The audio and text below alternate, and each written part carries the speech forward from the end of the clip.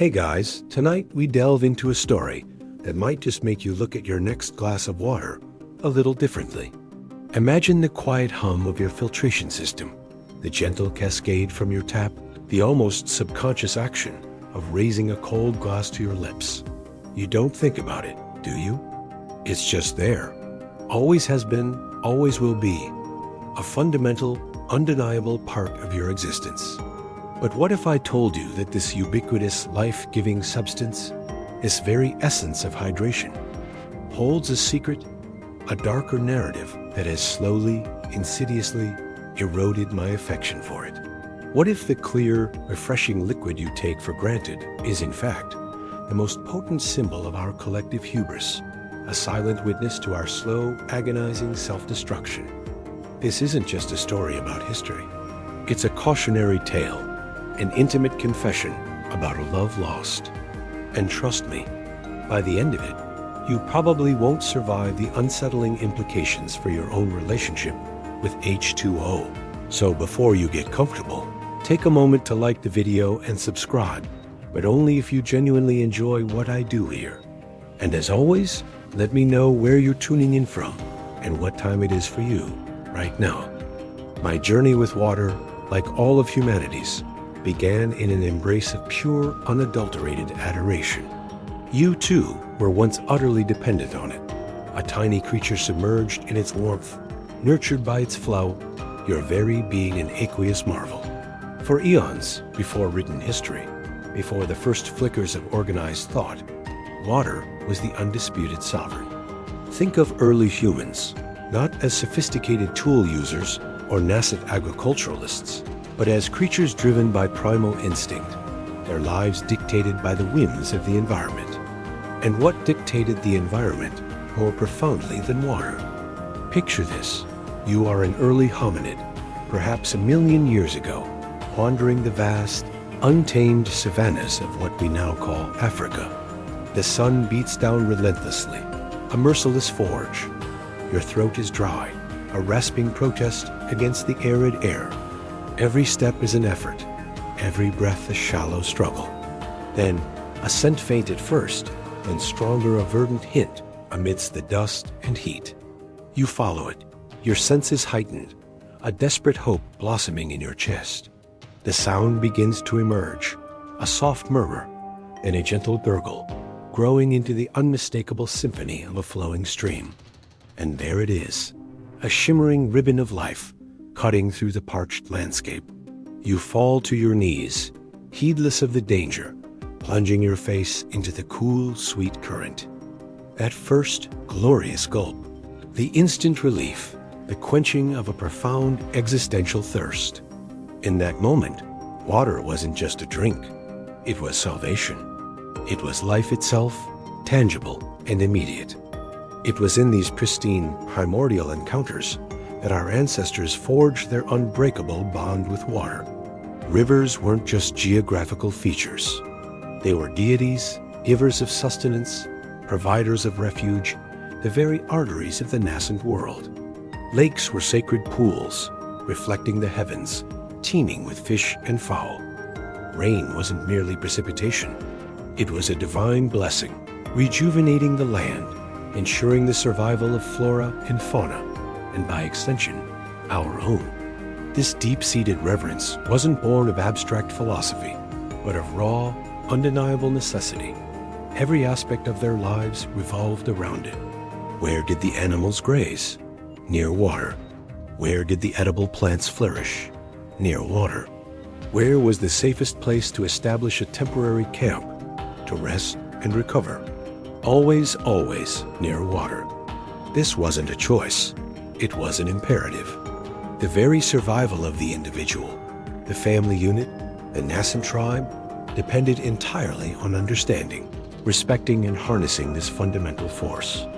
The intuitive wisdom passed down through generations wasn't about complex theories, but about recognizing patterns, the swell of the river after distant rains, the telltale signs of a hidden spring, the ebb and flow of tides that promised different kinds of bounty. Water was the ultimate guide, the compass of their existence. It was beautiful, pure, and utterly indispensable. How could anyone not love it? It was the source of everything, the genesis of every story, every life. It was the world. This initial, almost Edenic, period of unbridled affection, however, was destined to be fleeting. While water was an undeniable fount of life, it also held a terrifying, destructive power, a duality that would begin to chip away at that primal adoration, replacing it with a healthy, sometimes paralyzing fear. You see, while that first sip brought salvation, it also introduced the very real prospect of its opposite. Imagine that same early human, invigorated by the stream, but now faced with its darker moods. A gentle trickle that quenched their thirst could, with relentless rain, transform into a raging torrent, tearing through their flimsy shelters, sweeping away their meager possessions, even claiming the lives of loved ones. You would witness the devastating power of a flash flood, the churning, muddy chaos swallowing the landscape, erasing familiar landmarks, leaving behind a trail of ruin and sorrow. The very same river that offered fish and reeds could, without warning, become an impassable barrier, or worse, a watery grave. The sweet relief of rain could become a relentless deluge, turning fertile ground into a quagmire, washing away precious topsoil, ruining a season's forage. This wasn't just abstract danger. It was a constant, intimate threat. Every time you approached a water source, a subconscious calculation had to be made. Is it safe? Is it too fast? Are there predators lurking in the reeds, drawn by the same life-giving properties? The shimmering surface could hide unseen depths, cold currents, and the snapping jaws of crocodiles.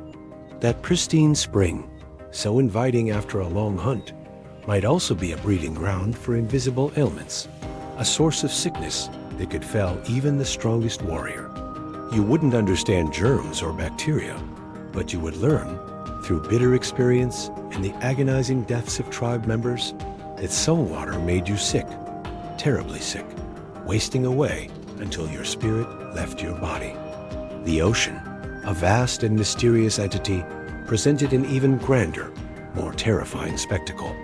While coastal communities learned to harvest its bounty, venturing out in rudimentary craft, they did so with an ingrained respect, born of near-fatal encounters. A sudden storm could appear from nowhere, whipping the waves into monstrous peaks, turning your small vessel into a toy at the mercy of an indifferent giant. The deep, dark expanse held unknown creatures, powerful currents that could drag you far from shore, and the chilling certainty of an agonizing end if you fell overboard. The rhythmic crash of waves against the shore wasn't just a soothing sound. It was a reminder of an immense, uncontrollable force that could reshape the land, erode cliffs, and swallow entire stretches of beach overnight. These experiences, repeated across countless generations, instilled a profound ambivalence. Water was still loved, yes, but it was now a love tempered by a deep instinctual fear.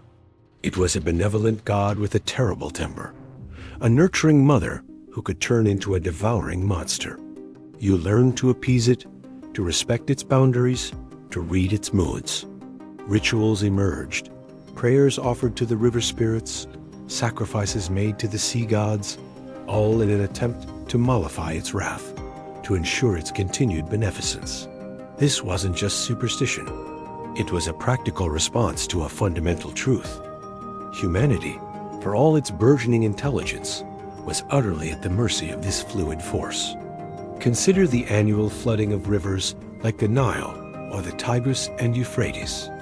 For those who would eventually establish great civilizations along their banks, these floods were both a blessing and a curse.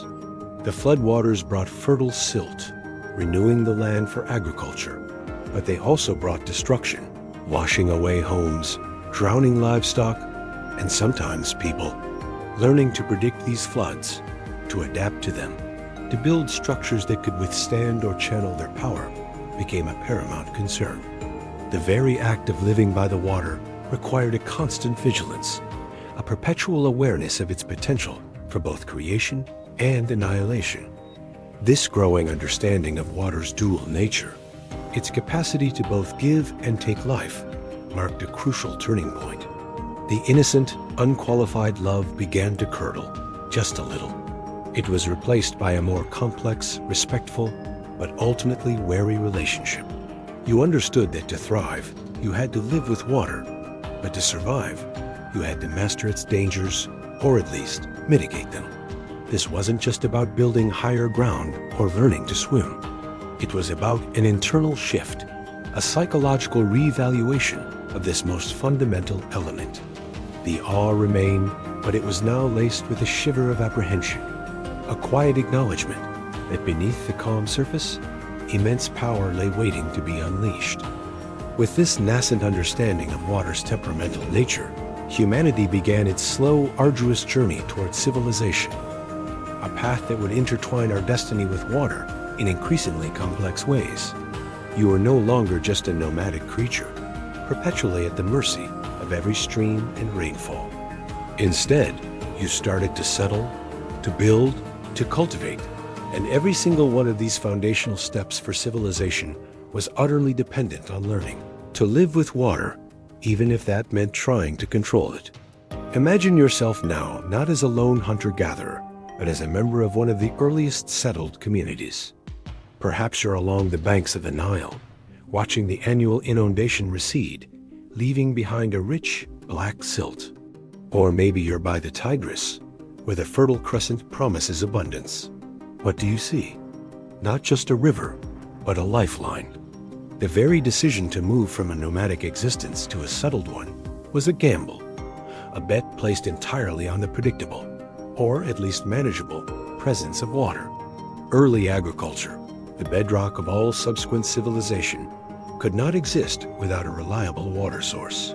You needed water for your crops, water for your livestock, and water for yourselves.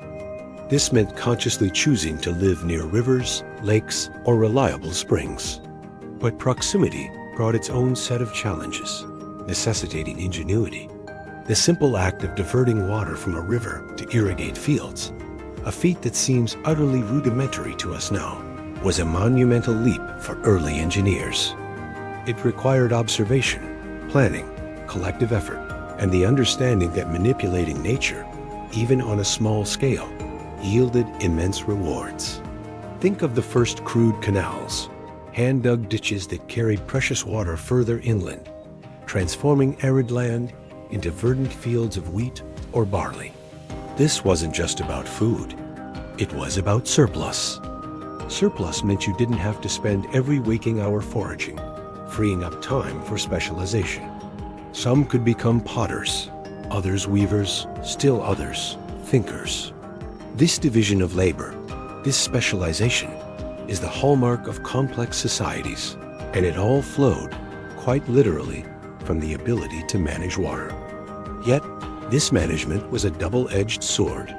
While it brought unprecedented prosperity, it also amplified the stakes. A flood that once merely disrupted a foraging route could now wipe out an entire season's harvest, leading to famine. A drought, once an inconvenience that prompted migration, could now decimate a sedentary population. The very act of concentrating people and resources around water sources meant that when water turned hostile, the consequences were catastrophic. The great cities of Mesopotamia, for instance, were marvels of early urban planning, but they were also a testament to human vulnerability. Their existence was intrinsically linked to the Tigris and Euphrates, which, while providing life, also brought the constant threat of devastating floods. The Epic of Gilgamesh, one of the oldest surviving literary works, features a great flood narrative, echoing a collective trauma born from water's destructive power. This wasn't just a story. It was a deeply embedded cultural memory, a reminder that even as they built magnificent ziggurats and developed intricate legal codes, they were still, at their core, subject to the whims of the rivers. Furthermore, water became a strategic asset, a source of conflict. The control of a river, an oasis, or a fertile delta meant power, influence, and survival. Tribes and nascent city-states would vie for access, leading to skirmishes and eventually full-scale wars. The very resource that fostered cooperation and community within a settlement could ignite fierce rivalries between them. You began to see water not just as a natural element, but as a contested territory, a prize to be defended or conquered. This era cemented water's paradoxical position in the human psyche. It was the absolute necessity, the bringer of civilization, the reason for cities, and the foundation of agriculture.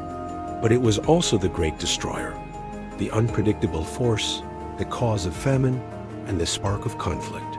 You couldn't live without it, but living with it meant a constant struggle, a perpetual negotiation with its immense, untamable power. The deep, visceral love of the primal past was now intertwined with an equally profound appreciation of its dangers, a relationship of dependency, respect, and a growing, weary awareness of its cost. The price of progress, it seemed, was eternal vigilance against the very element that enabled it. As civilizations matured, so too did humanity's ambition to tame water, to bend it to our will rather than merely adapting to its caprices. And nowhere is this ambition more strikingly evident than in the grandeur of the Roman aqueducts. These weren't just feats of engineering. They were monumental declarations, a powerful statement that humanity, through intellect and collective effort, could not only live with water, but dictate its flow, its destination, its very purpose. Imagine yourself as a citizen of ancient Rome, a sprawling metropolis that, at its peak, housed over 1 million people. How do you sustain such a vast population? How do you provide drinking water, sanitation, and the luxurious baths that were central to Roman life? The Tiber River, though vital, simply wasn't enough, and its waters were increasingly polluted by the city's growth. The solution, the audacious vision, was to bring water from distant, pristine sources, across valleys and mountains, directly into the heart of the city. You would stand in awe beneath a colossal aqueduct, a multi-tiered arcaded structure stretching across the Campania, a man-made river suspended impossibly high above the landscape. It wasn't just functional, it was beautiful, a testament to human ingenuity and power. You would watch the seemingly endless stream of clear, fresh water flowing effortlessly into the city, filling public fountains, supplying private homes, flushing away waste from the latrines, and cascading into the magnificent public baths. For the average Roman, this was nothing short of miraculous, a tangible symbol of their empire's might and prosperity. The construction of these aqueducts was an epic undertaking, spanning centuries. It involved legions of surveyors, engineers, and laborers. Tunnels were painstakingly carved through solid rock, sometimes for miles. Bridges were built over ravines, some reaching over 100 feet in height. Levels had to be precise, maintaining a constant, gentle gradient to ensure continuous flow without erosion or stagnation. This wasn't guesswork. It was applied science, a deep understanding of hydraulics and civil engineering that was centuries ahead of its time. For the Roman elite, the aqueducts were more than just a public utility. They were a status symbol. Owning a villa with a private water supply, perhaps even a small fountain fed directly from an aqueduct, was the epitome of luxury. The grand public baths, often supplied by multiple aqueducts, became social hubs, places of cleansing, exercise, and intellectual discourse. They transformed daily life, elevating hygiene and leisure to an art form. Yet even in this era of unprecedented control, water retained its subtle power, asserting its nature in unexpected ways. The aqueducts, for all their brilliance, were vulnerable. Freezing winters could crack their channels. Earthquakes could topple arches. Barbarian invasions often targeted these vital arteries, knowing that cutting off the water supply was a swift way to cripple a city. Maintenance was a perpetual, costly challenge, requiring constant vigilance against leaks, blockages, and the inevitable wear and tear of time. Furthermore, the very act of bringing vast quantities of water into a densely populated urban area introduced new complexities. While the Romans pioneered advanced plumbing and sewage systems, the sheer volume of water used and subsequently discarded created its own environmental challenges. The lead pipes used in some Roman plumbing, while effective, also posed long-term health risks. A silent poison flowing alongside the life-giving liquid. You wouldn't have known about lead poisoning then, but the irony is stark in retrospect. The attempt to perfect water delivery inadvertently introduced a new form of contamination. The relationship with water became even more transactional, less spiritual, more utilitarian. It was a resource to be managed, a problem to be solved, a convenience to be enjoyed. The ancient reverence for river gods still existed in folklore, but the practical reality was that water was now a commodity, engineered and delivered. The focus shifted from appeasing its natural forces to manipulating them, from respecting its wildness to harnessing its flow. This transformation, while enabling the growth of an empire, also subtly altered the emotional landscape. The passionate, sometimes terrified love of the primitive gave way to a detached appreciation for its utility, a kind of sophisticated dependency. You admired the engineering, appreciated the convenience, but perhaps lost a little of that visceral connection to water in its raw, untamed state. The grand ambition of Rome, with its meticulously engineered water systems, eventually gave way to the fragmented chaos of the Middle Ages. And with this decline, humanity's relationship with water took a dramatic, and often deadly, turn for the worse. You see, the sophisticated understanding of hygiene and public works that characterized the Roman era largely vanished, plunging communities into an era where water, far from being a symbol of imperial might, became a relentless purveyor of disease and despair. Imagine yourself now in a bustling, overcrowded medieval town. The air is thick with the stench of human and animal waste. Cobblestone streets are often rivers of refuse, flowing unchecked. What little sanitation infrastructure might have existed from Roman times has long since fallen into disrepair, ignored, or simply beyond the capabilities of the fragmented authorities. You might live in a small house, tightly packed against your neighbors, with little access to fresh, running water. Your primary source of water would likely be a communal well, a local river, or perhaps a rainwater collection barrel. But these sources were rarely pristine. The same river that supplied drinking water often carried away the waste from upstream villages, tanneries, and slaughterhouses.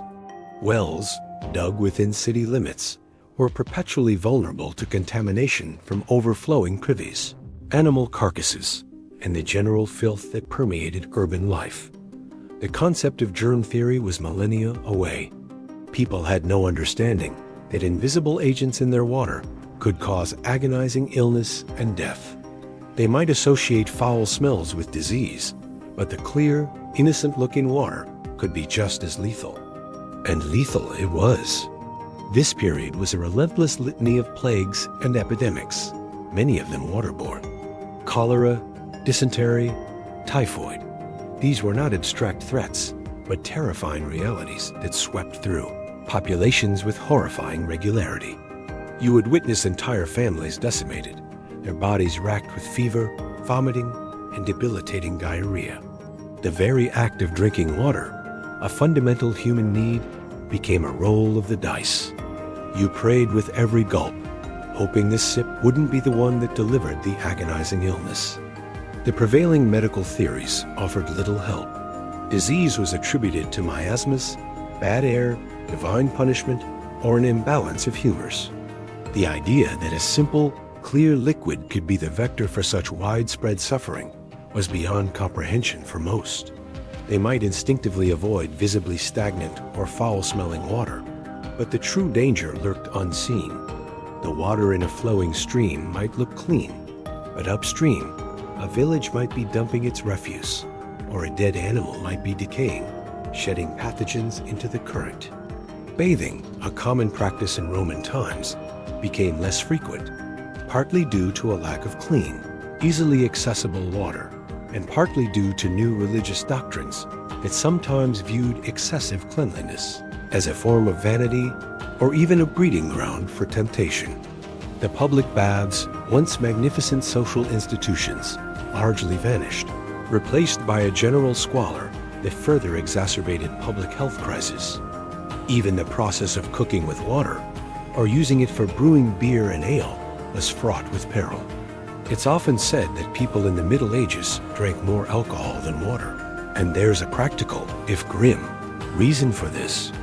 The fermentation process killed many of the harmful bacteria found in contaminated water, making beer and wine often safer alternatives to direct consumption.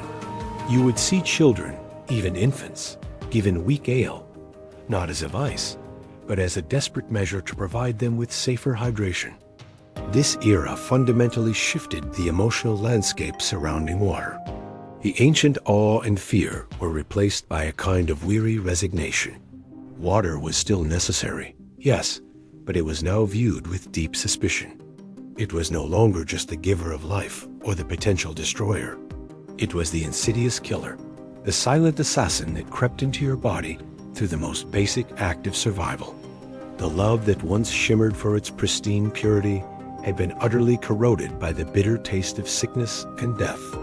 You couldn't escape it, but you couldn't trust it either. It was a cruel paradox, a constant, agonizing reminder of human vulnerability in the face of a seemingly indifferent, yet deadly, world.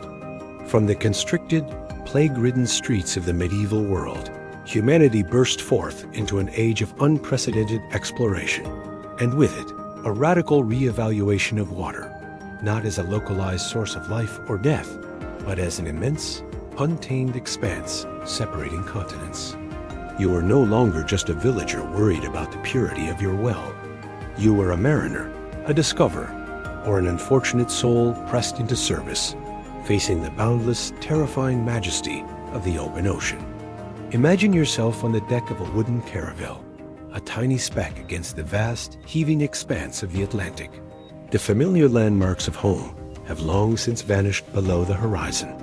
Around you, nothing but the endless shimmering blue, stretching in every direction to meet the equally endless sky. The ship creaks and groans with every roll, a constant, unsettling symphony. The wind whips through the rigging, a mournful howl. Below deck, the rhythmic slap of waves against the hull is a constant reminder of the thin wooden barrier separating you from the cold, crushing depths.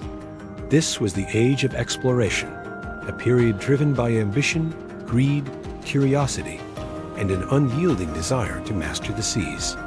But the mastery was always tenuous, always conditional. The ocean was not merely a pathway, it was a formidable adversary, a force of nature that could swallow entire fleets without a trace. You would witness firsthand its terrifying power during a gale, when waves the size of mountains crashed over the bow, threatening to splinter the ship into kindling. The incessant roll and pitch would induce agonizing seasickness, turning every meal into a struggle, every moment a battle against nausea. The scarcity of fresh water became a life-or-death predicament. Weeks, sometimes months, at sea meant carefully rationed supplies. Each man might be allocated a meager pint or two a day, just enough to stave off the worst of dehydration. You would see crewmates grow weak, their lips cracked and swollen, their minds growing hazy with thirst. The desperation was palpable, a constant gnawing fear in the pit of your stomach. A single cask of fouled water or a leak in a precious barrel could spell doom for the entire voyage. The irony was brutal. Surrounded by an incomprehensible volume of water, yet dying of thirst. The salt water, so vast and beautiful, was an agonizing torment, a constant reminder of what you couldn't have. Scurvy, a vitamin deficiency caused by lack of fresh food, was rampant, but dehydration exacerbated its symptoms. You'd watch friends suffer from bleeding gums, open sores, and crippling fatigue, their bodies slowly failing, often praying for death to end their misery. Their deaths were often attributed to the hardship of the sea, a vague acknowledgement of the brutal conditions. rather than a specific understanding of their causes. The psychological toll was immense. Days bled into weeks, weeks into months, with no sight of land, only the endless, indifferent ocean. Superstitions flourished. Sailors would fear sea monsters, mythical beasts lurking in the abyssal depths, waiting to drag them down. Every unexplained sound, every sudden shift in the weather, was interpreted as a sign of the ocean's displeasure. The love for the sea, if it ever existed beyond the romance of distant shores, was a hard-won affection, forged in the crucible of fear and survival. This era also introduced humanity to the sheer scale of water's influence on the planet. The discovery of new continents, the circumnavigation of the globe, these were triumphs born from navigating the vastness of the oceans. But these discoveries also came at a terrible cost. Untold numbers of ships and lives were lost to storms, uncharted reefs, or simply vanishing without a trace into the watery depths. The ocean became a massive, unmarked graveyard, holding secrets that would never be revealed. My personal connection to water during this time shifted dramatically. It was no longer the local well to be wary of, or the river to be revered. It was an entity of overwhelming scale, a force so immense and indifferent that it dwarfed human endeavor. The romantic notion of the free and open sea was a poetic lie. The sea was a master, demanding respect, humility, and often life itself. The love I once felt for its life-giving properties was eclipsed by a profound, almost philosophical, dread of its boundless power and its capacity for unforgiving cruelty. It became less an element and more a character in a grand, terrifying drama, one where humanity was often just a supporting player, utterly at its mercy. As the age of exploration pushed humanity across oceans, a new kind of revolution was brewing on land, one that would redefine our relationship with water, not through vastness, but through intense, localized demand and pollution. The Industrial Revolution. You were no longer just a sailor or a farmer.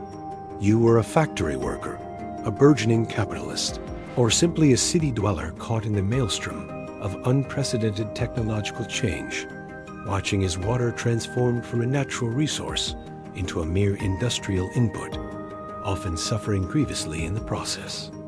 Imagine yourself now in the heart of a rapidly expanding industrial city in the late 18th or early 19th century. The air is thick with coal smoke, the din of machinery is constant, and the rivers that once flowed clear are now murky, choked arteries. Where once a picturesque stream might have meandered, you now see a churning, discolored torrent, often bubbling with unnatural effervescence, or stained with the dyes from textile mills. Factories, the engines of this new era, were ravenous consumers of water. They needed it to power steam engines, the very heart of their operations. They used it for cooling processes, for washing raw materials, for dyeing fabrics, for countless stages of manufacturing. The demand was insatiable, and the easiest, cheapest source was always the nearest river or stream. So, factories proliferated along waterways, transforming once serene landscapes into industrial corridors. But the consumption was only half the story. The other, more insidious half, was the waste. Once used, often heated and laden with chemical byproducts, the water was simply discharged back into the same rivers. Textile dyes, chemical residues from metallurgical processes, untreated sewage from the rapidly growing worker populations. All of it flowed directly into the water, transforming it into an open sewer. You would see fish floating belly up, their scales discolored. The riverbanks, once green and teeming with life, would become barren, stained, and reeking. The water, once a source of beauty and sustenance, became a conduit for filth, a mirror reflecting humanity's unchecked industrial ambition. For the working classes, the consequences were devastating. They lived in crowded, unsanitary tenements, often with little or no access to clean drinking water. The communal pumps or local streams, if they existed, were often contaminated by the industrial waste upstream or the raw sewage from their own overcrowded communities. Cholera and typhoid epidemics, already a scourge from the medieval era, returned with a vengeance, often worse, as larger, denser populations provided fertile ground for the spread of disease. You would again witness the agonizing deaths, the terrifying speed with which illness could rip through a neighborhood, leaving behind a trail of grief and despair. The water that flowed through their streets and into their homes was often a death sentence. The wealthy factory owners and industrialists, living further away from the immediate pollution, were insulated from the worst of these immediate consequences.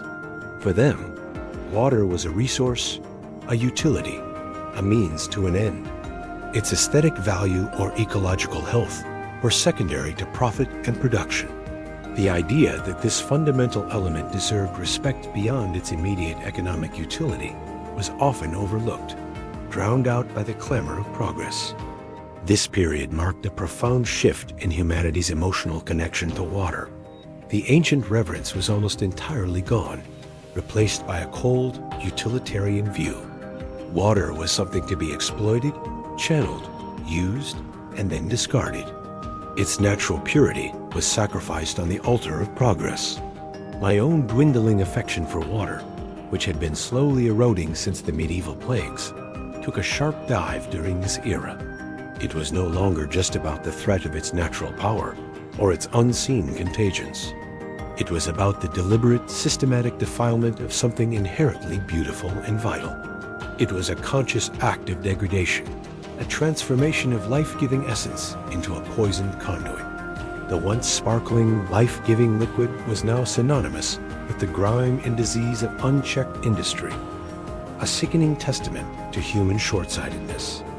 Amidst the grime and disease of the Industrial Revolution, a new understanding began to emerge, a realization that unchecked pollution and rampant disease were not simply unfortunate byproducts of progress, but existential threats demanding urgent action.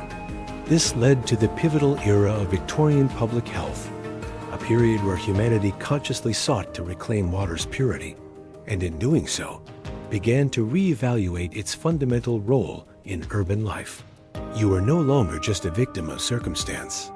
You were part of a society beginning to grasp the intricate connection between clean water and public well-being, paving the way for modern sanitation. Imagine yourself now in the bustling, yet increasingly enlightened, London of the mid-19th century. The Great Stink of 1858, when the Thames River became so polluted with raw sewage and industrial waste that Parliament itself had to be temporarily abandoned due to the unbearable stench, served as a potent, undeniable wake-up call. This wasn't just an inconvenience. It was a public health crisis on an epic scale, a horrifying demonstration of how badly humanity had failed in its stewardship of water. It was figures like Dr. John Snow, often considered the father of modern epidemiology, who began to painstakingly link contaminated water to the spread of diseases like cholera. Through meticulous mapping of disease outbreaks, Snow famously traced a severe cholera epidemic in Soho back to a single contaminated public water pump on Broad Street. His insistence on removing the pump handle, though met with initial skepticism, dramatically halted the epidemic, providing irrefutable evidence of waterborne transmission. This was a monumental shift in understanding. Disease wasn't just miasma or divine wrath. It was often a direct consequence of drinking poisoned water. This revelation spurred monumental public works projects, driven by visionary engineers and public health reformers. The construction of vast, interconnected sewer systems, moving waste away from urban centers and drinking water sources, became a priority. Joseph Bazalgette's massive undertaking to build London's intricate underground sewer network, a feat of engineering comparable to the Roman aqueducts in its ambition, transformed the city's health. You would have witnessed the massive construction, the digging of enormous tunnels beneath the city, all designed to divert sewage and prevent its mingling with the city's drinking supply. This was not merely about convenience. It was about saving millions of lives. Clean water provision also saw significant advancements. Filtration plants, though rudimentary by today's standards, were introduced to remove suspended particles and some contaminants from river water before it was distributed to homes. Reservoirs were constructed to collect and store cleaner water from upstream sources, protecting it from immediate urban pollution. For the first time in centuries, large urban populations began to have access to water that was, by the standards of the day, genuinely potable. The public's perception of water gradually began to shift. It was no longer just a dangerous carrier of disease, nor merely an industrial input. It was now recognized as a fundamental determinant of public health, a cornerstone of a thriving society. Investment in water infrastructure became a mark of progressive governance, a sign of a society caring for its citizens. The fear of disease still lingered, but it was now coupled with a growing confidence in humanity's ability to manage water safely. However, even with these profound advancements, a subtle erosion of affection continued. Water became a commodity, a utility to be piped and managed, rather than a wild, natural entity. While its purity was now prioritized, its intrinsic value as an unengineered element diminished. It was something to be treated, contained, and delivered, rather than encountered in its raw state. My own evolving relationship saw this as a moment of necessary pragmatism, a crucial step towards safeguarding human life. But it also marked a further step away from the innocent, reverence-filled relationship of our distant ancestors. We had learned to control water for our survival, but in doing so, we had further distanced ourselves from its natural essence, treating it less as a sacred entity and more as a problem to be solved and a resource to be engineered. With the successes of Victorian public health firmly established, humanity's ambition to control water escalated to an entirely new scale. No longer content with merely filtering rivers or building sewers, we embarked on an era of monumental engineering projects, the age of the dam builders. This was a period where the very flow of mighty rivers, the ancient arteries of the earth, was consciously interrupted, redirected, and harnessed, reflecting an ultimate statement of human dominance over nature. You were no longer just cleaning water. You were remaking the landscape itself to serve humanity's ever-growing needs. Imagine yourself standing at the base of the Hoover Dam in the 1930s, a colossal concrete behemoth rising hundreds of feet from the canyon floor, impounding the mighty Colorado River. Or perhaps you're witnessing the construction of the Three Gorges Dam in China, an even more gargantuan structure that would displace millions and forever alter one of the world's great waterways. These were not just construction projects. They were symbols of national pride, technological prowess, and an unshakable belief in humanity's ability to bend even the most powerful natural forces to its will. The motivations behind these projects were undeniably compelling. Dams promised a multitude of benefits: reliable flood control, protecting downstream communities from devastating inundations, vast reservoirs for irrigation, transforming arid lands into fertile agricultural zones, and perhaps most significantly, the generation of hydroelectric power, fueling burgeoning industries and electrifying homes. For many, these projects represented progress in its purest form, bringing light, food, and safety to millions. You would see the prosperity that bloomed in their wake: new farms, booming cities, and the undeniable convenience of electricity. The sheer scale of these undertakings was breathtaking. Diverting rivers, pouring millions of cubic yards of concrete, relocating entire populations, altering ecosystems on a continental scale. These were acts of audacious ambition. Engineers and laborers toiled for years, often in harsh and dangerous conditions, to bring these visions to life. The rhetoric surrounding these projects was always one of triumph, of conquering nature for the betterment of mankind. Yet, this triumph came at a significant, often unforeseen cost, slowly eroding any lingering romantic notions about water. The damming of rivers had profound ecological consequences. Upstream, vast reservoirs submerged fertile valleys, forests, and often ancient historical sites, destroying habitats and displacing countless species. Downstream, the altered flow regimes impacted fisheries, deprived floodplains of their rejuvenating silt, and often led to increased erosion. The delicate balance of natural riverine ecosystems was irrevocably altered. You would witness the loss of fish species that relied on seasonal migrations, the drying up of wetlands, and the slow transformation of vibrant river deltas into stagnant, dying landscapes. Human cost was also immense. The creation of reservoirs often necessitated the forced relocation of indigenous peoples and long-established communities, severing their ancestral ties to the land and water. Their histories, their ways of life, were simply subsumed by the rising waters, deemed a necessary sacrifice for the greater good of national development. Furthermore, the very act of impounding and controlling such vast quantities of water introduced new vulnerabilities. Dams, for all their strength, could fail, unleashing catastrophic floods. The reservoirs themselves became sites of contention, particularly in transboundary rivers, leading to geopolitical tensions as upstream nations controlled the water vital to downstream neighbors. Water, once a source of conflict and local disputes, now became a strategic asset on an international stage, its flow controlled by political will as much as by nature. This era solidified my belief that humanity's love for water had, by this point, completely transmuted into a desire for absolute control. It was less about coexisting and more about dominating. We saw water not as a partner in life, but as a resource to be exploited, a force to be subjugated. The ancient reverence was utterly extinguished, replaced by a cold, calculating utilitarianism.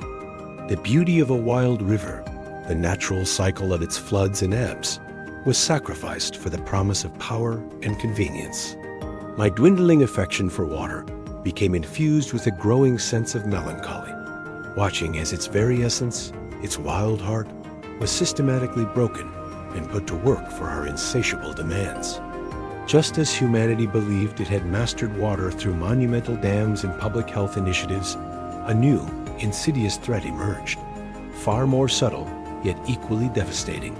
The mid-20th century ushered in the chemical age, a period where the triumphs of industrial chemistry began to cast a long, toxic shadow over our water sources, challenging our very definition of purity and forcing a painful confrontation with the unintended consequences of our scientific advancements. You are no longer just worried about natural pathogens or visible industrial waste.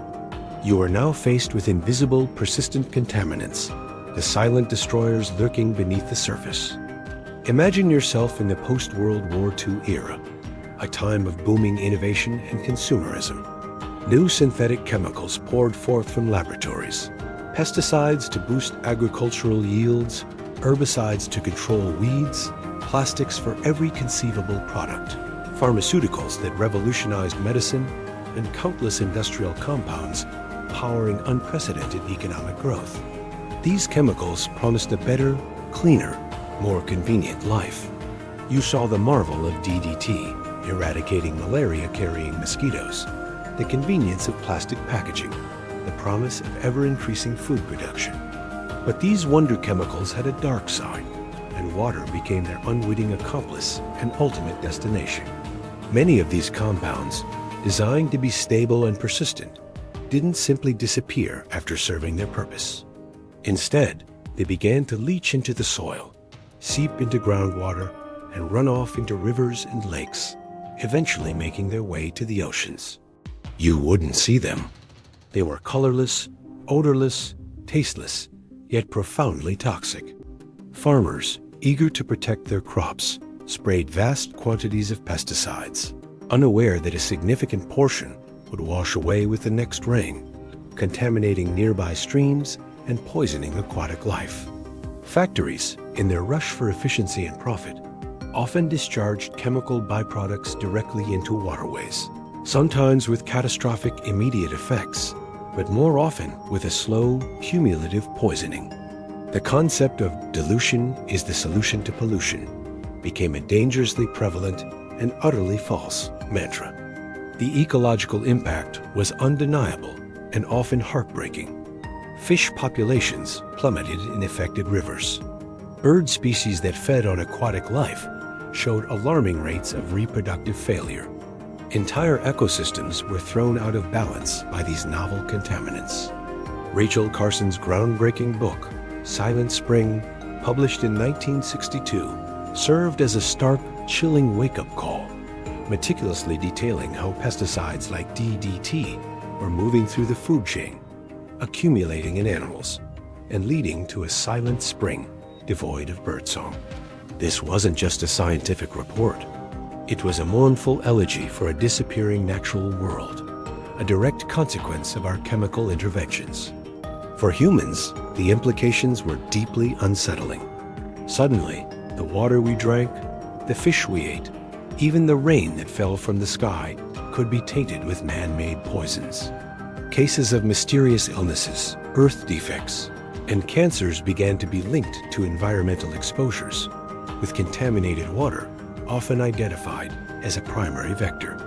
You would hear stories of communities grappling with clusters of disease, their trust in their local environment shattered, their water supply becoming a source of anxiety rather than refreshment. This era marked a profound deterioration in my relationship with water. It was no longer just the powerful force, the medieval killer, or the harnessed resource. It was now a silent, stealthy betrayer, a beautiful deception. Its clear appearance could no longer be trusted. The purity that had been so painstakingly fought for during the public health movement was being systematically undermined by our own creations. The love I once held for its essential, life-sustaining nature was replaced by a deep, almost existential weariness. How could you truly love something that, despite its appearance, might be slowly poisoning you, carrying the invisible fingerprints of our own destructive hubris? The natural world, and water as its prime example, was no longer something outside of us, but a contaminated extension of our flawed industrial ambition. As the invisible poisons of the chemical age seeped into our waters, humanity was forced to confront an even more fundamental and ancient problem, amplified by modern pressures: scarcity. Suddenly, water was no longer an infinitely renewable resource to be exploited or controlled, but a finite, diminishing commodity, leading to escalating tensions and what some called water wars. You are no longer just concerned about water's quality, but its very availability, watching as this essential element transformed from a shared blessing into a fiercely contested prize. Imagine yourself in the arid landscapes of the Middle East, or the parched plains of sub-Saharan Africa, or even the drought-stricken farmlands of California. The shimmering mirage on the horizon is not just a trick of the light. It's a stark reminder of what's not there. Rivers that once flowed robustly are now dwindling to trickles. Lakes are shrinking, exposing cracked, sun-baked beds. The wells are running dry, forcing communities to dig deeper or travel further, often in vain. Population growth, a global phenomenon of the 20th century, placed immense strain on existing water supplies. More people meant more mouths to feed, more crops to irrigate, more industries to fuel, and more domestic needs to satisfy. Agriculture, particularly water-intensive crops, consumes the lion's share of fresh water globally, often in regions ill-suited for such demands.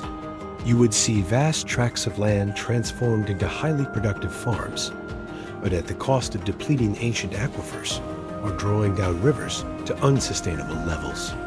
Industrialization further exacerbated the problem. Even with environmental regulations, industries still required massive volumes of water for their processes, often in areas already experiencing water stress. And then there's urbanization, sprawling cities demanding ever larger water supplies, necessitating massive infrastructure projects to transport water from increasingly distant sources, often across ecological boundaries. This wasn't just about local wells. It was about entire regions competing for the same shrinking pie.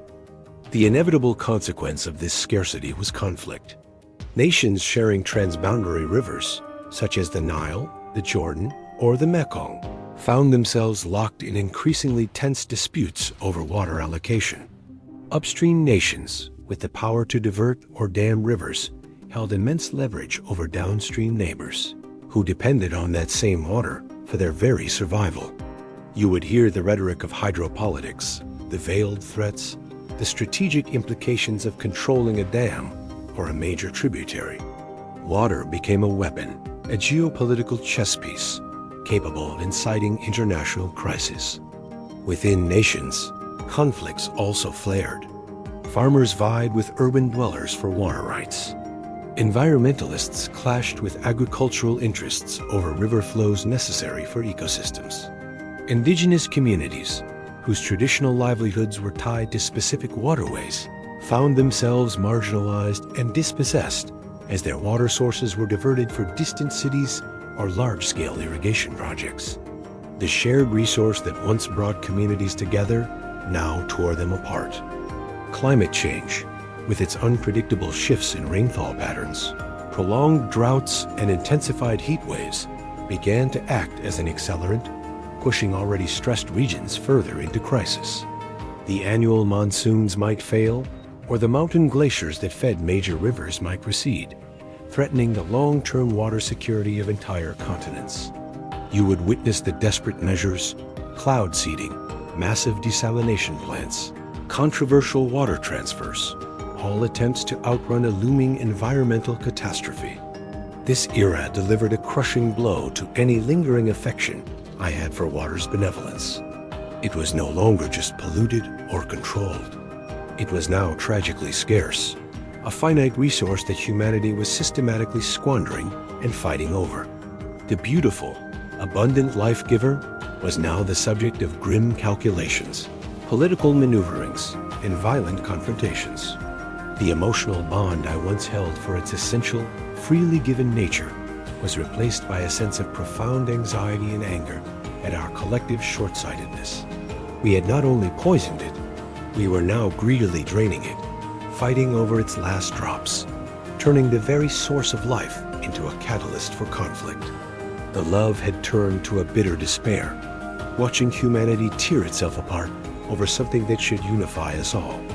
As if the scarcity and chemical contamination weren't enough, the late 20th and early 21st centuries unveiled a new, horrifying spectacle of our disregard for water: the literal saturation of our oceans with plastic. This wasn't an invisible threat or a localized scarcity. It was a visible, tangible, overwhelming tide of human waste, transforming the vast, awe-inspiring oceans into gargantuan, swirling landfills. You are no longer just hearing about water problems. You are seeing them in devastating, heartbreaking detail. Imagine yourself now looking out at what should be a pristine expanse of ocean, perhaps from a boat or a coastal vantage point. But instead of an endless blue, you see patches of iridescent sheen, plastic bags dancing like malignant jellyfish, discarded bottles bobbing with the waves, and fragments of every conceivable plastic item glistening under the sun. You walk along a seemingly remote beach, hoping for untouched sands, only to find the high tide line littered with countless plastic shards, bottle caps, fishing nets, and synthetic detritus, a grim testament to humanity's ubiquity. The sheer volume of plastic entering our oceans annually is staggering, millions of tons. This isn't just about carelessly discarded consumer goods. It's about fishing gear lost at sea, industrial pellets spilling during transport, and microfibers shedding from synthetic clothing with every wash, all inexorably making their way into the aquatic environment.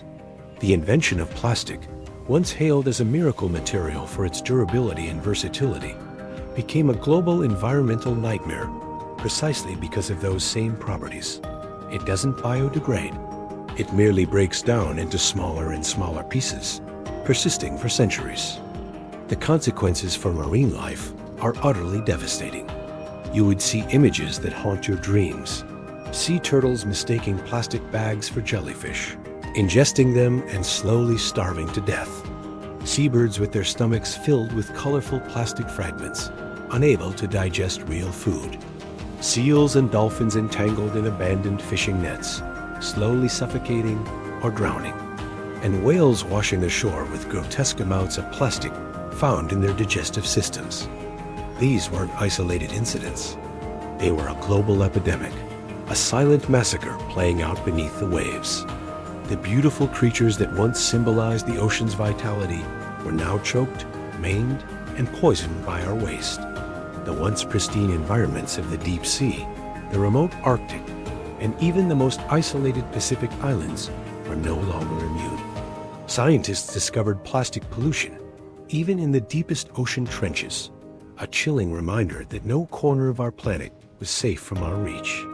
The Great Pacific Garbage Patch, a swirling vortex of plastic debris twice the size of Texas, became a horrifying symbol of this global crisis, a floating monument to our collective irresponsibility. This visual assault fundamentally altered my already diminished affection for water. The ocean, which had once evoked a sense of profound wonder and respect, now filled me with an overwhelming sense of grief and despair. It was no longer a vast, wild entity beyond our control. It was a dumping ground, a receptacle for our endless consumption and careless disposal. The love for its majestic beauty was replaced by a deep sadness, a mournful realization that we had desecrated one of the planet's most vital and magnificent features. The clarity of water, once a symbol of its purity, now felt like a cruel irony, a transparent medium that allowed us to witness the full extent of our destruction. The joy of a swim in the sea, the simple pleasure of watching waves crash on the shore, became tinged with the unsettling awareness that every drop, every grain of sand, likely contained countless microscopic fragments of our plastic legacy. This was not just pollution. It was a profound act of self-mutilation against the very lifeblood of our planet. And in witnessing it, any last vestiges of innocent affection for water were utterly, irrevocably shattered. In a world increasingly choked by plastic and threatened by scarcity, a peculiar economic phenomenon emerged, further distorting our relationship with water: the bottled water boom. This wasn't about public health initiatives or industrial necessity. It was about market forces, branding, and an astonishing paradox: paying for something that once flowed freely from the earth, often for clean tap water that was already readily available. You were no longer just seeking water. You were buying it wrapped in the very plastic that was suffocating our planet. A consumer in a strange new economy of hydration. Imagine walking into any grocery store, convenience shop, or even a vending machine today. What do you see? Aisles upon aisles of bottled water, glistening under fluorescent lights, adorned with labels promising pristine mountain springs, Arctic glaciers, or purified municipal tap water. Each bottle represents a small, individual transaction, a subconscious decision to acquire water in a prepackaged, single-serving format. This wasn't a universal practice a few decades ago. Now, it's an ingrained habit for millions. The rise of bottled water is a complex tale of marketing genius, convenience, and a collective loss of trust in public infrastructure. After decades of industrial pollution, chemical contamination scares, and the very real decline of some municipal water systems, many people understandably grew wary of what was coming out of their taps. Bottled water companies capitalized on this fear, promising purity, naturalness, and safety, often leveraging idyllic imagery of untouched landscapes to reinforce these claims. You would see advertisements depicting crystal-clear streams bubbling down mountainsides, implying that the water in the bottle came directly from such a source, bypassing any human interference. The reality, of course, was often far different. A significant portion of bottled water sold globally is simply purified municipal tap water, sometimes with added minerals, but often not inherently purer or safer than what's available from the faucet. Yet the perception of superiority, driven by marketing and the perceived convenience, allowed these companies to charge exorbitant prices for a product that is essentially free in many places. You'd buy a bottle for $1 or $2, unknowingly paying hundreds or even thousands of times more per gallon than you would for tap water. The convenience factor cannot be understated. In our fast-paced, on-the-go society, a portable sealed bottle of water is undeniably easy. It fits in cup holders, backpack pockets, and gym bags. It eliminates the need for reusable bottles, filters, or the slight uncertainty of a public drinking fountain. This ease, however, came at a staggering environmental cost. Every single one of those bottles, overwhelmingly made from single-use plastic, contributes to the very plastic pollution crisis described earlier. The production of the plastic itself consumes vast amounts of energy and water, and the transportation of bottled water around the globe adds significantly to carbon emissions. You would see mountains of discarded plastic bottles at recycling centers, if they were even recycled, or worse, accumulating in landfills, washing up on beaches, and contributing to the oceanic gyres. The very act of consuming bottled water, seemingly a benign act of self-hydration, became a direct contributor to the ecological destruction of water environments. This phenomenon utterly shattered any remaining fragments of my affection for water. It was no longer just the object of our control or our carelessness. It had become a cynical commodity, stripped of its inherent value and exploited for profit, often at the expense of the very planet it sustained. The ancient reverence for its free, life-giving abundance felt like a cruel joke in an era where we willingly paid for it, packaged in its own destruction. My love for water was replaced by a profound sense of irony and disillusionment. We had not only ceased to trust water, we had also ceased to respect its natural flow, choosing instead to contain and commercialize it, transforming it from a sacred gift into a disposable product. Just when you thought the story of humanity's estrangement from water couldn't get more disheartening, science delivered another devastating blow. The visible plastic pollution and the economic absurdity of bottled water were only symptoms of a deeper, more insidious problem, the microplastic menace. This wasn't about large, discernible pieces of trash. It was about the invisible, pervasive contamination of water at its most fundamental level, challenging our very definition of what constitutes pure or clean water in the modern age. You are no longer just seeing the problem. You are realizing it was everywhere, inside everything, inside us. Imagine your everyday life. You wash your clothes full of synthetic fibers like polyester and nylon. You scrub your face with exfoliating microbeds in your cleanser. You buy food in plastic packaging. You drink from a plastic cup. Each of these seemingly innocuous actions contributes, in minute ways, to a global deluge of microplastics, tiny plastic particles less than 5 millimeters in size. These aren't just remnants of larger debris.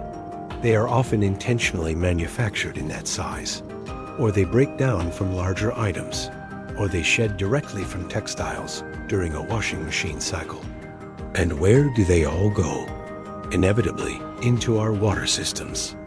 Wastewater treatment plants, despite their sophistication, are not designed to filter out these microscopic particles with 100% efficiency.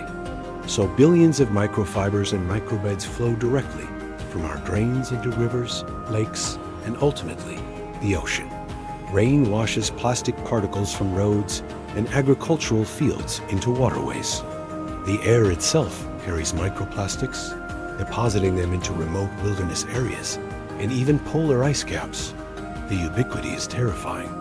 You would see scientific reports showing microplastics in every corner of the globe, in the deepest Mariana Trench, in the purest Arctic ice, even in rainwater collected in pristine mountain regions. The horrifying realization is that these microplastics aren't just in the environment, they're in the food chain. Fish and shellfish ingest them, mistaking them for food. These particles then accumulate up to trophic levels, meaning that larger predators, including humans, consume them when eating seafood. But it goes beyond seafood. Microplastics have been found in tap water, in bottled water, in beer, in salt, and even in the air we breathe. No longer is water simply carrying pollution. It is full of these microscopic plastic particles, literally infused with the remnants of our disposable culture. The long-term health effects of microplastic ingestion are still being studied, but the implications are deeply unsettling. These particles can carry toxins, absorb pollutants from the surrounding environment, and potentially leach chemicals into the body. What happens when billions of these tiny plastic fragments accumulate within our tissues? What impact do they have on our cells, our organs, our overall health? These are questions that cast a dark shadow over our future, turning the very act of drinking water into a quiet, unsettling experiment on ourselves. This discovery was the final devastating blow to any affection I might have retained for water. It was no longer a question of its physical purity. That had been compromised by chemicals. It was no longer a question of its spiritual essence. That had been destroyed by our control and commodification. Now, it was a question of its very material integrity. Water, the most fundamental solvent, the universal medium of life, was now inextricably linked with plastic. It was a physical manifestation of our waste, a liquid reminder of our failure. My emotional connection to water shifted from disillusionment to a profound sense of defilement. The clear, refreshing liquid I once loved was now, in my mind, forever tainted, its essential nature irrevocably altered by our synthetic intrusions. It became a mirror reflecting our ultimate failure to respect the boundaries of nature, a silent, ubiquitous messenger carrying the toxic legacy of our convenience-driven world. The innocence was gone, replaced by a bleak acceptance that the water we consume is no longer truly natural, but a complex, polluted cocktail of our own making. So, after journeying through millennia of human interaction with water, from primal adoration to systematic degradation, from revered deity to polluted commodity, we arrive at a deeply unsettling question. What does the future hold for our relationship with this most vital element? Are we hurtling towards a world where water, once the symbol of life, becomes synonymous with unhealthiness, scarcity, and irredeemable contamination? Are we contemplating a future where our water is, quite literally, undrinkable? Imagine looking ahead, perhaps a mere few decades from now. The problems we've discussed today, scarcity, chemical pollution, microplastic saturation, and climate change, are not merely static issues. They are accelerating, intertwining, and creating a feedback loop of environmental despair. Rivers that once nourished vast populations are now mere seasonal trickles or contentious battlegrounds. Massive freshwater aquifers, ancient underground reserves that took millennia to fill, are being drained at unsustainable rates, creating land subsidence and a terrifying prospect of permanent depletion. You would see projections of millions, even billions, of climate refugees fleeing water-stressed regions, creating unprecedented humanitarian crisis. The chemical cocktail in our water is only growing more complex. New forever chemicals like PFAS, per, and polyfluoroalkyl substances, used in everything from non-stick cookware to firefighting foams, are proving almost impossible to remove from water and are being found in drinking supplies globally. They accumulate in our bodies with unknown long-term health consequences. Pharmaceuticals and personal care products, often flushed down drains, are also entering water systems, creating a pervasive, low-level pharmaceutical pollution that affects aquatic life and raises concerns for human health. The water that flows from your tap, no matter how treated, is becoming an increasingly complex brew of natural elements and synthetic compounds, each with its own potential to harm. And the microplastic menace? It's not abating. As more plastic is produced, used, and discarded, the volume of microplastics in our environment, and therefore in our water, will only continue to grow. Even if all plastic production were to cease tomorrow, the plastic already in our oceans and landfills would continue to break down into microplastics for centuries, ensuring a pervasive, enduring legacy of contamination. The very rain that falls from the sky, once a symbol of natural renewal, now carries these microscopic pollutants, distributing them across the planet. you would find it increasingly difficult to find any water source, anywhere on Earth, that is truly free of these human-made particles. The very concept of natural water is rapidly becoming an anachronism. How can water be natural when it's infused with chemicals designed in laboratories, carrying microfragments of our consumer goods, and its very flow dictated by dams and diversions? The pristine, life-giving liquid that so captivated our earliest ancestors now feels like a myth, a romanticized memory of a bygone era. This realization leads to the ultimate heartbreak in my relationship with water. The journey from unconditional love to profound distrust is complete. It's not just that I stopped loving water. It's that the water itself, in its essence, has been fundamentally altered, poisoned, and commodified to the point where it is no longer the same entity I once adored. It is a symbol of our collective failure, a liquid monument to our short-sightedness and hubris.